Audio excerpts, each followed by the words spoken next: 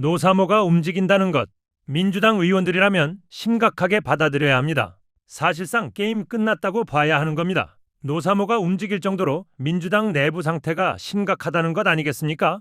이미 현장에는 노란 티셔츠를 입은 노사모 시민들이 등장하기 시작했습니다. 친석계 후보들은 이걸 보고도 그 의미를 모르겠습니까?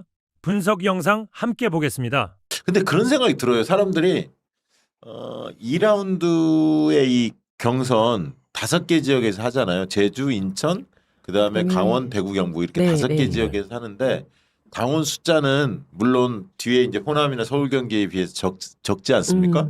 그리고 이제 첫 번째 그 1라운드는 관심이 많잖아. 처음 시작하니까 충청, 부울경 누가 승리하냐 관심이 많아. 근데 지금은 야 호남, 서울, 경기 여기만 가 있고 이 2라운드에 관심이 별로 없는데 만약에 이 2라운드에서 한쪽이 상당히 격차를 내서 승리를 한다. 그러면 호남 표심에도 약간 영향을 줄 수도 있어요. 그렇지 않습니까? 그렇죠. 만약에 제주, 인천, 그다음에 강원, 대구, 경북에서 정청래 후보가 상당히 앞섰다. 이러면 호남 사람들이 볼 때도 야 전국적으로 골고루 정청래 후보가 인기가 많네? 영향을 받지 않을까요? 완전 받을 것 같아요. 그리고 1인 1표잖아요. 아니 지역토에 정치하는 사람들한테 영향받을 필요 전혀 없어요. 네, 자기 표 그냥 자기가 쓰면 되는 거예요. 김대우 기자는 호남 민심을 어떻게 청취하고 계십니까? 이제 기자니까 막 여러 군데 알아보고 막 그러지 않습니까? 그럼요. 어떻습니까? 본인이 보시기에는. 호남 밑에 한번 쫙 돌렸죠. 저기 뭐야 지금 광주랑 몇 곳에서 벌써 조직들이 이렇게 우르르 막 어디 동에서 오늘도 우르르 다녔다고 다 들어와요. 첩보가 들어오는 거야. 네. 지금 여기 어디 동인데요. 여기 김민석계 몇 명이갖고 쫙 돌아다닌다고. 야, 그럼 전국에 이분 뉴스 김대우 기자의 통신원들이 쫙 활동하고 있구나. 그런데 이제 문제는 그분들이 박시영 TV 보고 왔어요. 제 통신망이라기 그렇고 박시영 TV 애청자분들. 그래서 제가 여쭤봐요. 그거 어떻게 될 것 같습니까? 더워 죽겠는데 백날 돌아다녀 봐라. 이렇게 또 말씀을 주시니까 또 한편 마음은 편안해지면서 긴장을 놓지 않고 있는 상황입니다. 그래서 저는 이번에 있어서 중요한 게 뭐냐면 지금 막 뭐 1인 1표제 그리고 검찰 개혁도 어느 정도 이제 진행이 된 것 같다고 생각하시기 때문에 이제는 뭔가 개혁이나 청산보다는 정권과 발맞춰서 가야 되지 않을까 이렇게 생각할 수도 있단 말이에요. 네네. 그래서 요거를 잠깐 말씀드리자면 지금 형사소송법 이번에 통과를 하고 엊그제 국무회의 보고가 있었잖아요. 네네. 그거를 자세히 보시면 저는 조금 이상한 게 검찰 개혁인데 경찰을 어떻게 감시할 건지 내용이 99%예요. 이거 조금 문제가 있어요. 왜 그러냐면 우리가 윤석열 구속을 풀어준 게 유일하게 대한민국에서 딱 한 명 날에서 시간으로 계속 풀어줬잖아요. 그거 처벌 받았습니까? 안 받았죠. 김건희 디올백 재수사해야 된다. 보안 수사해야 된다. 검찰들이 무혐의 내렸어요. 빼버렸어요. 그거 처벌 받습니까? 그거에 대한 감시기구나 조직을 넣는다는 건 한 줄도 없어요. 저는 이거 문제 있다고 보거든요. 왜 그러냐면 이제 앞으로 중수청, 공수청이 생길 텐데 지금 제가 취재한 바로 가장 걱정되는 점은 검찰들이 중수청으로 안 갈 것 같다는 거예요. 그럼 중수청 인원을 어떻게 해요? 경찰로 채울 수도 있다. 그렇게 해서 수사관 인력을 유지만 해놓으면 나중에 기회가 되면 그 수사관으로 다시 뒤집을 수 있다. 최강욱 의원은 거꾸로 꽤 간다는 거야. 중수청도 먹으려고. 공수청은 검사 거잖아요. 중수청까지 먹으려고 상층부가 꽤 갈 거라는 거고. 변호사들이 정관회의 받으려면 반반. 아니 그러니까 정관회의 받으려면 중수청 노른자리를 자기들이 차지하고 있어야 나중에 정관회의 또 받을 수도 있거든. 그러니까 조금 어떻게 될지는 한번 봐야 하는데 또 김대우 기자가 취재한 바로는 갈 가능성이 많지 않다. 그러니까 수사관을 최대한 검찰 내부에 남겨놔야 나중에 본인이 필요할 때 수사관들을 쓸 수 있는데 수사관들 다 내보내고 없으면. 근데 수사관은 인사권으로 할 수 있는 거 아니에요? 아마 발령을 낼 겁니다. 발령을 낼 거예요. 발령을 내려고 할 그래서 겁니다. 요 방금 이지훈 위원장님 중요합니다. 마지막까지 어떻게 진행되는지를 꼭 봐야 한다. 맞아. 그 얘기 나왔으니까 이지훈 위원장님 대통령님께서 국무회의에서 이거는 조금 이 얘기 좀 납득이 조금 되지는 않던데 안 봤다고 얘기를 했잖아요. 저 형사소법 개정안에 대해서 안 읽어봤다 이렇게 표현을 하셨는데 이거 가지고 이제 막 이게 정쟁으로 되고 있습니다. 국민의힘에서는 굉장히 또 비판에 뭐 나를 세우고 거칠게 공격하던데 이거 어떻게 이해를 해야 할까요? 내용이야 대부분 다 알고 계시지 않았겠습니까? 그렇죠. 그래서 이제 저거 이제 제 주변에도 검찰 개혁을 열망하시던 분들이 많은데 이런 분들은 이제 저 말씀에 대해서 서운하게 생각하는 게 아니 우리가 이게 공약이었었고 그래서 진짜 힘들게 됐는데 여기에 대해서 항상 대통령님께서 X에다가 아주 사소한 것도 막 X에 쓰고 하는데 여기에 대해서 한마디도 하시지 않은 거 그다음에 심지어 형사소송법 나 안 봤다라고 하는 게 나 기분 나빠서 안 봤어 이렇게 느껴져서 너무 서운하다는 거예요. 근데 저는 그렇게는 생각하지 않고요. 사실은 법을 하나하나 이제 대통령님께서 보시거나 이러진 않고 그다음에 이건 또 국회에 맡겼고 대충 어떻게 다 이제 됐다는 걸 골자는 알고 알고 계시고 계셨겠죠. 알고 계시고 네, 이 네. 이야기가 어떤 맥락에서 나왔냐면 그러면 합동수사본부 지금 이제 검경 아, 합동수사본부가 예. 있는데 여기에서 검사들은 수사 못하는 거냐 이렇게 물어보면서 내가 이 법을 안 봐가지고 이렇게 말씀을 하신 거세요. 네. 그래서 이제 그 합동수사본부에서는 검찰은 수사는 못한다. 대신 법률 자문이라든지 아니면 영장 청구라든지 이런 방식으로 합동해서 이제 하게 되는 거다. 이랬더니 알아들으시고 이제 정리를 하시거든요. 앞으로 이제 검찰은 수사는 못하는 거고 그러면 이것도 원래는 이제 검찰청에다 뒀다면 이것도 이제 중수청이나 경찰 중심으로 가야 되는 거다. 이렇게 또 마무리 말씀을 하세요. 그래서 네, 네. 너무 그러니까 이걸 보면서 정말 마음 많이 식었구나. 그러니까 계속 이렇게 보는 거예요. 대통령님 진짜 이거 하실 생각 맞았나? 이런 눈으로 보다 보니까 자꾸 오해하고 이렇게 실망스럽게만 생각을 하는데 꼭 그런 건 아니다. 네, 꼭 그런 건 시민의 한 아니다. 사람으로 네. 좀 의견을 얘기하자면 어떨 때는 배우고 어떨 때는 시민이야. 배우도 시민이고 네, 맞아요, 네, 맞아요. 맞습니다. 근데 네. 그러니까 시민들은 뉴스를 보고 저희가 유튜브를 보면서 어떤 걸 느끼냐면 오늘 정성호 장관님이 어제도 무슨 판사들이랑 이야기하면서 이 법이 이렇게 되면 좀 문제가 있다라는 식의 어떤 게 SBS에 그게 잡혀가지고 조금 논란이 됐었는데 그거 한번 찾아보시고 그리고 김민석 그 총리 후보도 그렇고 예, 대통령님도 저런 말씀에 디테일하게는 또 사람들이 안 보잖아요. 마음도 네, 식어서 그런 거를 맥락을 보면 야 검찰 개혁 만약에 김민석 후보가 된다고 하면 완전히 다시 이거 백도하겠구나 그 불안감도 있고 백도까지는 아니더라도 공수처 꼴 나겠구만. 그러니까 힘을 완전히 빼고 공수처 지금 무용지물 된 것처럼 다 그렇잖아요. 그러니까 이 꼬라지가 나겠구나라는 생각을 시민의 입장에서 가지거든요. 맞아요. 그런 우려감이 네. 있죠. 네. 네, 우려감이 있죠. 왜냐하면 정말 그 중수청도 제대로 출범을 시켜야 되고 막 이런 여러 가지를 봤을 때 검찰 개혁은 아직 끝난 게 아니에요. 마무리돼서 10월 2일 날 제대로 출범하는지 그다음에 그 이후에도 제대로 돌아가는지까지 계속 이제 지켜봐야 되기 때문에 네. 그 송영길 후보는 이렇게 얘기하잖아요. 검찰 개혁 다 끝났는데 왜 나왔냐 막 이렇게 얘기하는데 그 송영길 후보님 검찰 그런 개혁 건 내용을 잘 아니다. 모르시는 네. 것 같아요. 근데 딱 하나 마음에 걸리는 게 이게 조금 어떻게 바라봐야 될지 고민이 되던 게 그 국무회의 마지막에 이재명팀이 그런 얘기를 하셨어요. 내가 변호사 생활을 해봤을 때 경찰에 대한 불신임이 굉장히 강하다는 게 느껴지더라고요. 네. 그러면 이제 여기서 제가 궁금한 점은 국민들은 또 검찰 개혁을 확실하게 해주길 원하는데 내가 변호사를 해봤을 때 경찰도 믿을 게 못 되더라. 그러면은 이게 지금 대통령의 의지가 지금 반영이 돼 있는 상태라고 저는 본단 말이에요. 그러면 국민들을 이렇게 가야 된다고 하는데 대통령이 반대하는데 그럴 수는 있죠. 의견이 다를 수는 있잖아요. 네, 보는 시야의 위치 정보가 다르니까. 근데 그 상황에서 그럼 그 가운데 있는 뭐 국무총리라든가 법무부 장관이랑 의원님들이 거기에서 균형을 잡아야 되는 게 저 있어야 된다고 봐요. 그런데 대통령이 불편해하셔? 그러면 우리가 이렇게 가야지. 저는 이 방식의 지금 형태의 정치가 문제가 많다고 보는 겁니다. 알겠습니다. 무슨 말씀? 자, 아까 이제 호남 제2의 노풍 얘기하다 여기까지 흘러왔는데 네. 조금 호남 얘기 좀 더 해보죠. 그래서 지금 이제 2002년 노무현 당선될 때가 사실은 이번 전당대회 소환이 됐잖아요. 그 네. 시절이 왜냐하면 당사자인 김민석 후보가 후보로 나왔기 때문에 그런 거잖아요. 사실 배신의 정치 네. 상징 아닙니까? 그러다 보니까 이제 정몽준의 김민석이냐 노무현의 정청래냐 이런 대결 구도까지도 웹자보에 만들어져서 막 유포가 되고 있습니다. 또 이제 정청래 후보가 노사모 활동도 했고 제가 그 얘기도 좀 할게요. 그리고 불경 노사모들이 광주에 내일 간다고 그래요. 광주에 가는데 한 100여 명 정도 노사모 회원들이 내일 간다고 하는데 저기 가서 님을 위한 행진곡도 제청도 하고 빛고울에 보내는 편지를 낭독할 예정이라고 합니다. 그래서 요 내용들이 있는데 그러면서 이제 뭐라고 하냐면 이분들은 본인들은 친노 친문이자 이재명 정부를 만드는 뼛속 친명이다. 그래서 친명 대 반명이라는 전당대회 프레임은 허구다라는 취지의 내용도 담겨 있다고 하고요. 이재명 정부의 성과만 선거에 활용하려는 기회주의를 비판하는 내용도 있다고 합니다.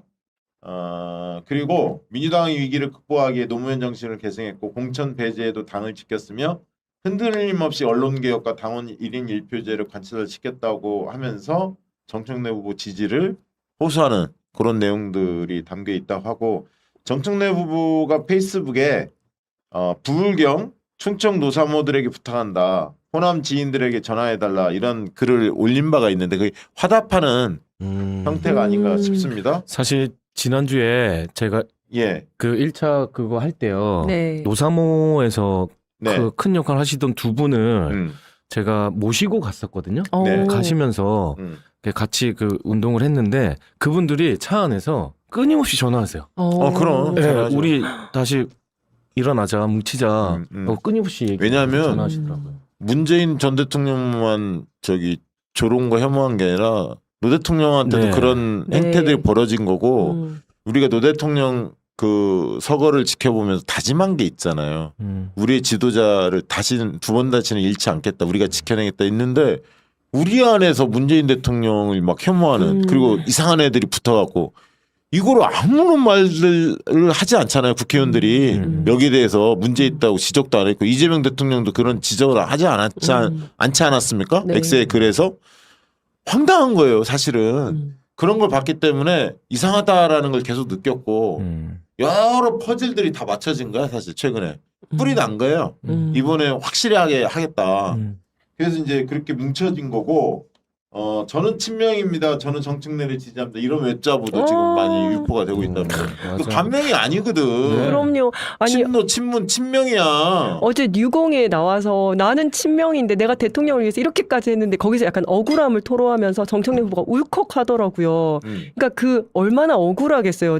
그 당시에 그러니까 윤석열 때 뭐 그때 이렇게 언론 보도를 보면 친명 정청래가 뭐 이렇게 얘기했다 막 이런 식으로 다 나와 있거든요. 네네. 근데 지금 와서 대통령이 되니까 이제 반명이 된 거예요. 얼마나 황당한 상황이에요. 야당일 때는 친명이라고 그렇게 손가락질 여기 다 받다가 반명이잖아요. 그러니까 정작 대통령이 딱 저 되고 친명인데요? 나니까. 저도 친명인데요. 야, 내가 반명이면 네. 저 반명하려고 개업날 그 국회 넘어가가지고 진짜. 그랬나요? 그리고 지각에서 뭐 정청래 어떤 이제 노사모가 한 10만 명 그 당시에 막 네. 됐거든요. 경선이 끝나니까 국민 경선 때까지 그렇게 많지는 않았는데 제 기억으로 한 2만 명, 3만 명 됐나? 국민 경선 끝나니까 확 늘어갖고 대선 때가 8만 명, 10만 명 가까이 됐었어요. 수많은 노사모 회원들이 있고 서로 다 몰라요. 근데 정청래 후보가 노사모 활동을 한 게 맞냐 뭐 이렇게 또 시비 거는 사람들이 일부 있던데 제가 노사모 사무총장 출신이고 잘 알지 않습니까? 근데 그 당시에 그 후단협 일각의 무리들이 정몽준으로 투항했잖아요. 그 김민석이 대표적으로. 그리고 그 전에 가기 전에도 끊임없이 흔들었어요. 노무현 대통령. 그러면서 인터넷 정당 정정당당 저도 관여했는데 문성근 명계남 뭐 저를 비롯해서 뭐 이상훈 씨 여러 명 그 중에 핵심 중에 하나가 또 정청래 씨였어요 당시에. 그래서 인터넷 정당 정정당당은 뭐였냐면 만약에 민주당에서 노무현 대통령을 몰아내면 우리가 정치 세력을 만들어서 노무현 대통령을 지키겠다 이런 어떤 의지를 가지고 수많은 사람들이 모였었어요. 상당히 그 명망가들 중심으로. 그래서 준비를 하고 있었어요.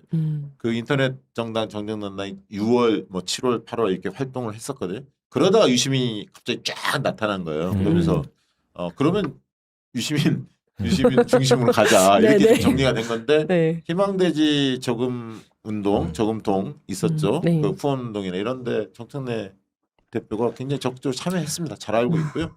그래서 모르는 분들도 계실 텐데 잘 알고 있고 그 뒤에 이제 생활정치 네트워크 국민의힘 대표도 맡으셨고 계속 그런 핵심 노사모들하고 활동을 이어갔는데 일각에서 뭐 정청래 대표가 노사모 해체에 앞장섰다는데 그것도 거짓말이고요.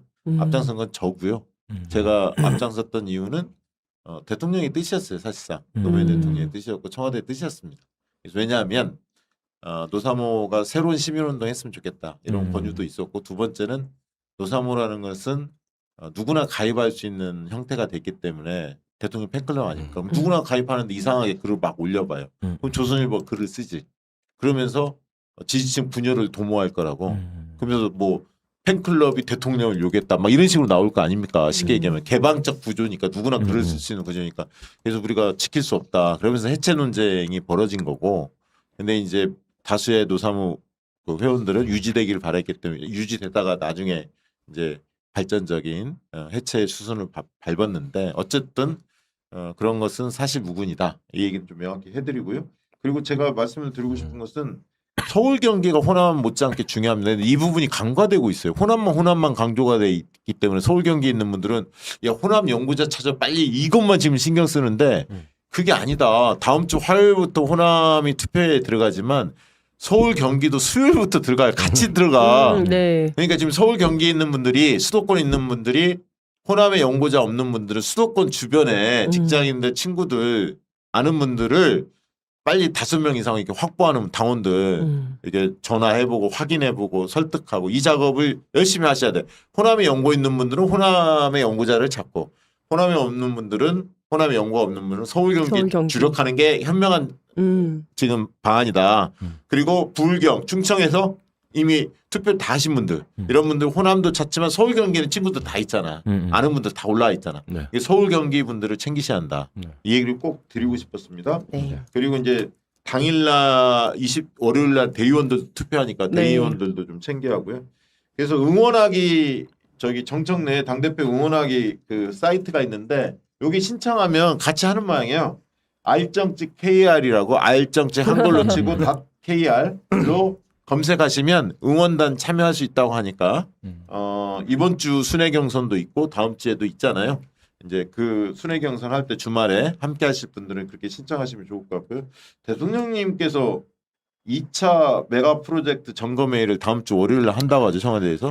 그래서 이제 공교롭게 호남 투표하기 하루 전에 정말. 하시는 모양새를 띄어서 뭐 이것도 상당히 이제 이슈화 됐더라고요. 김대우 기자는 어떻게 보셨어요? 저 호남 내려가시는 거예요? 아니 청와대에서 아니고 청와대에서. 우연이겠죠. 네. 우연이겠죠. 근데- 아니 대통령님의 네. 할 일을 해야 하는 네. 거고 저는 뭐 네. 그거 자연스럽다 봅니다. 맞습니다. 예, 중요하니까 챙기는 거. 그리고 그게 막 그 특정 김민석 후보나 이런 사람들이 막 이용하려고 하면 호남 사람들이 다 보고 계시거든요. 맞아요. 이거 선거에 예. 물론 메가 프로젝트를 성공하기 위해서 김민석 후보가 필요한 거 아니야라고 보는 분들도 계실 거고 근데 저걸 선거에 이용하는 게 말이 돼? 라고 생각하는 분들도 계실 거고 협박이 그다음에 그것 그 정청래가 한다고 그게 무슨 뭐 지장이 있어? 어제 토론회 보니까 오히려 더 준비가 잘 돼 있던데라고 판단하는 분도 계실 거고 네네. 야 메가 프로젝트도 중요하지만 당의 정체성 노선을 확고하게 지켜야 돼. 지금 위험해. 지금 민주당 뿌린 이 호남에서부터 우리의 정체성과 노선을 확고해야 돼. 누이 이재명 세력 이 친구도 이상하던데 라고 생각하는 사람은 정청래를 지지할 거고 여러 가지 마음이 있을 겁니다. 그래서 저는 뭐 대통령님이 하셔야 할 일들을 하는 거에 대해서는 그거는 뭐 굳이 논쟁할 필요는 전혀 없다. 그렇게 봅니다. 오히려 그게 더 이상한 것 같아. 자꾸 이야기를 꺼내는 것 자체가. 호남 내려가십니까 참? 예, 저는 이번 주 끝나고 호남 내려가서 아예 한 3일 정도 골목 돌아다니면서 와 예, 그냥 좀 밭갈이 좀 하려고 합니다. 네. 그거다. 그러면 막 소리도 지르고 막 이럽니까? 소리 지르죠. 저 목이 한 이틀 동안 목소리가 안 나왔었어요. 아니 저희 가면 웃긴 게 그 행사장 가잖아요. 막 정청래 외치면 연호하지 말라 그래.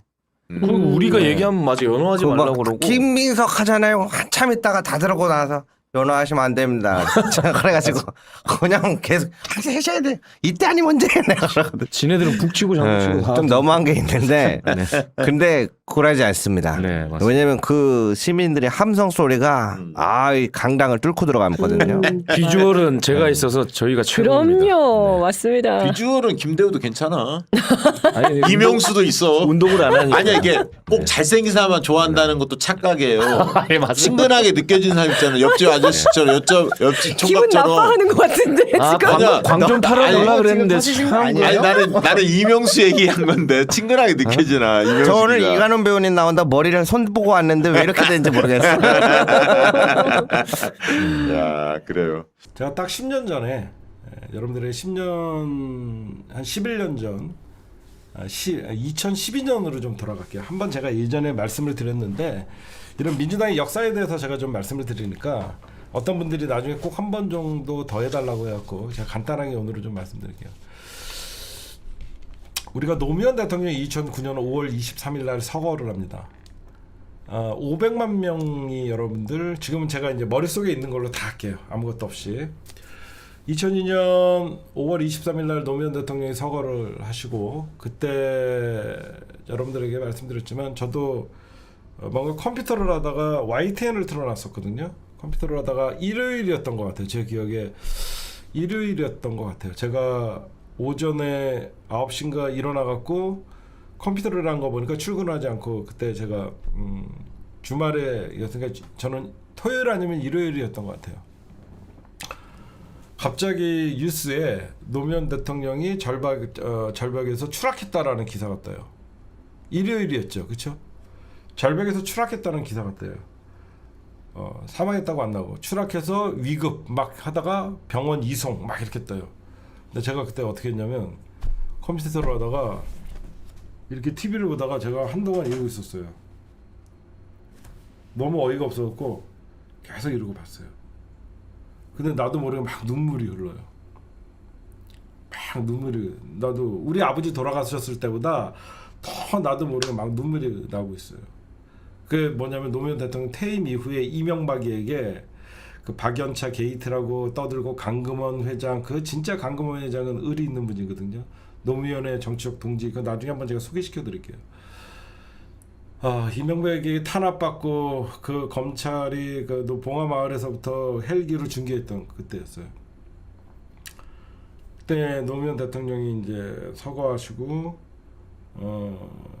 500만 명이 추모 물결이 봉화마을과 서울 광장에 이제 사람들이 이제 추모를 하기 시작하죠.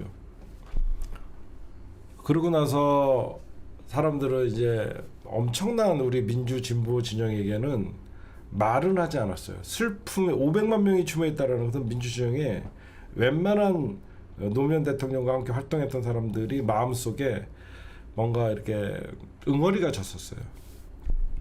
응어리가 지고 그 이명박이라는 그 희대의 사기꾼, 저는 검찰의 정치적 타살이라고 생각하거든요. 우리가 그 한을 품고 우리가 이명박 정권을 지켜보고 있었죠. 그리고 하루하루 살고 먹고 살다 보니까 다들 일상적으로 이명박 정권에 사실 포기했었어요. 보기 싫어서. 그때 물론 광우병 파동이 있어서 시민들이 투쟁하고 저도 그 현장에 있었습니다. 그랬는데 그때 갑자기 여러분들 사막의 오아시스 같이 나타난 게 나는 꼼수다였습니다.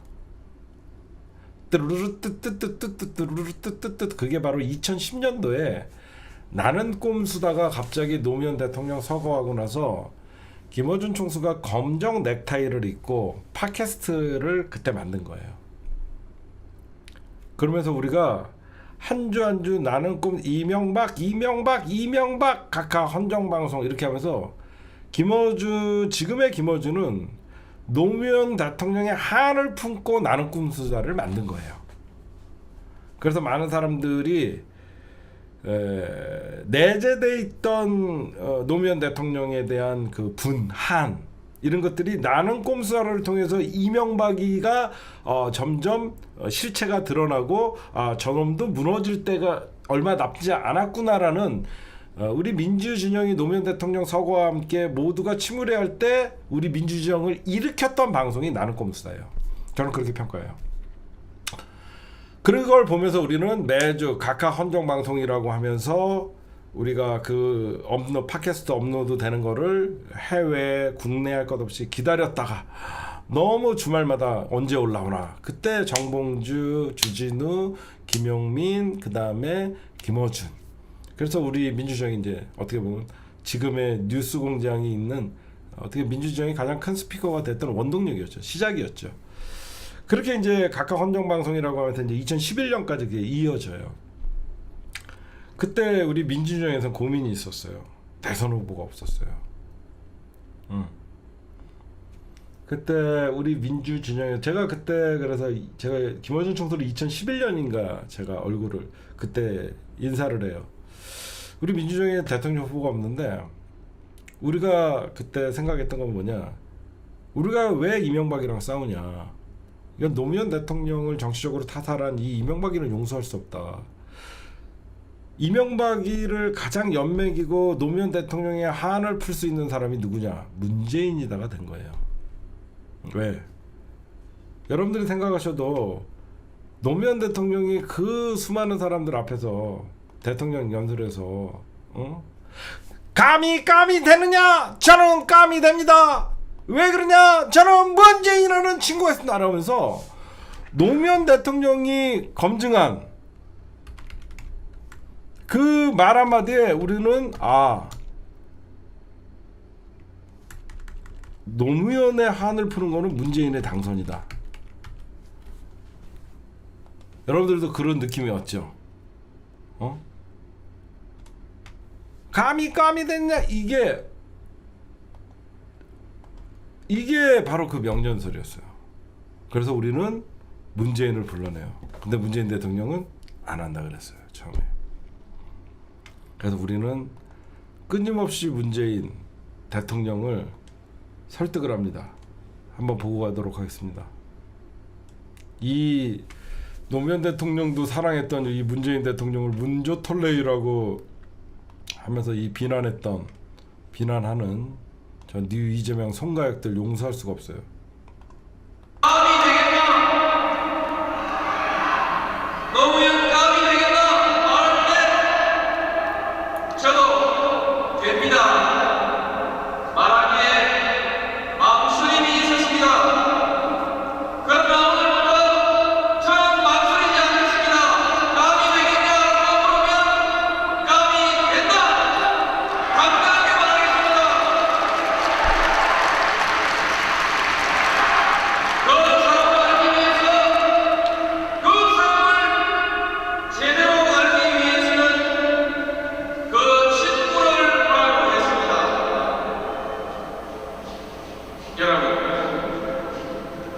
말은 끄덕끄덕 유창하지 않게 원고를 보면서 읽었습니다만 저는 제가 아주 존경하는 나이는 저보다 적은 아주 믿음직한 친구 문재인이를 대친구로 두는 것을 정말 자랑스럽게 생각합니다.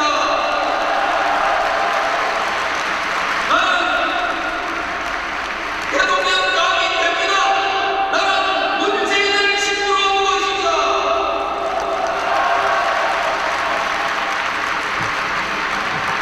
제일 좋은 친구를 민 사람이 제일 좋은 대통령 후보 아니겠습니까? 이분들은 성공한 사람입니다. 그러나 남 위에 물리지 않았습니다.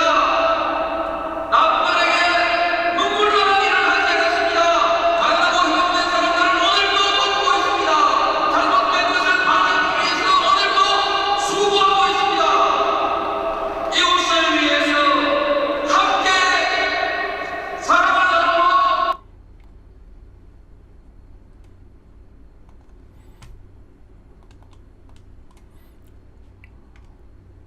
이런 분이에요, 문재인 대통령이.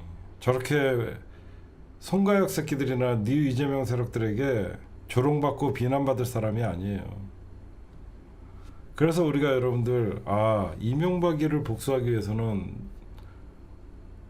그 노무현 대통령이 저렇게 대선 후보 시절에 연설을 통해서 그래서 저 때부터 이제 문재인 대통령이 여러분들 많은 사람들한테 이제 스포트라이트를 받은 거예요.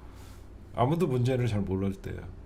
저 생각이 나고 나서 이제 노무현 정부가 태어나고 그때 이제 비서실장으로 가고 막 했잖아요. 우리가 2012년에 그때 여러분들 문재인 대통령을 대통령 후보로 만들기 위해서 노력했던 분이 문성근 선생님, 김어준 총수, 유시민 장관, 우리 이 민주진보 진영의 진짜 정신 같은 분들 있죠. 그분들이 다 문성근, 유시춘, 유시민, 최민희, 이런 분들 다 문재인 대통령을 대통령 후보로 해서 그때부터 어느한 우리 문재인 대통령 정치 안 한다고 하셨던 분이 이제 끌려 나와요. 그래서 이제 정치를 시작을 합니다.